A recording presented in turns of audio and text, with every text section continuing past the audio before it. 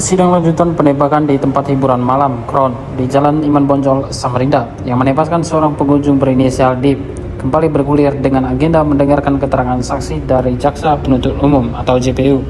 Dalam sidang yang berlangsung di ruang Letjen TNI Ali Said, Gedung Pengadilan Negeri Samarinda JPU menghadirkan 6 orang saksi pada Rabu 5 November 2025. Namun, tim penasihat hukum dari 10 terdakwa menilai kesaksian tersebut justru meringankan klien mereka dan mematahkan dakwaan JPU, terutama terkait unsur pembunuhan berencana dan keterlibatan 9 terdakwa lain secara bersama-sama dalam pembunuhan Dip. Hal itu disampaikan Muhammad Nur Salam, salah satu penasihat hukum dari 9 terdakwa.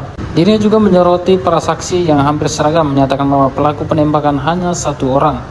Hal ini menurut Nur Salam menimbulkan pertanyaan besar mengenai status hukum dari 9 terdakwa lain. Selain itu, Nur Salam juga mengungkapkan adanya keterangan saksi yang saling bertentangan mengenai detail kejadian di lokasi, seperti posisi korban saat kejadian.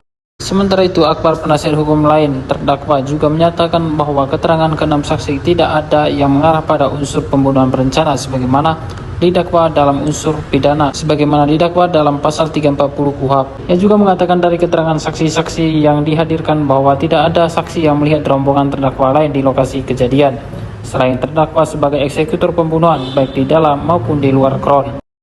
Saksi yang dihadirkan oleh JPU pada dasarnya semuanya tidak ada yang melihat siapa yang melakukan penembakan. Itu yang pertama. Yang kedua, semua bersaksi bahwa menurut mereka cuma 1 pelakunya. Jadi yang kita pertanyakan status 9 ini sebagai apa?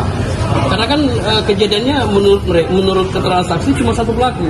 Terus yang 9-nya berperan sebagai apa? Keterangan saksi yang dihadirkan hari ini itu ya, tidak ada satupun saksi kemudian yang memberikan keterangan mengarah pada pembunuhan berencana. Tidak ada, ya, maka itu tidak terbukti dalam persidangan hari ini. Yang pertama, yang kedua adalah bahwa semua saksi tidak ada yang melihat rombongan terdakwa lain selain terdakwa yang menembak, begitu.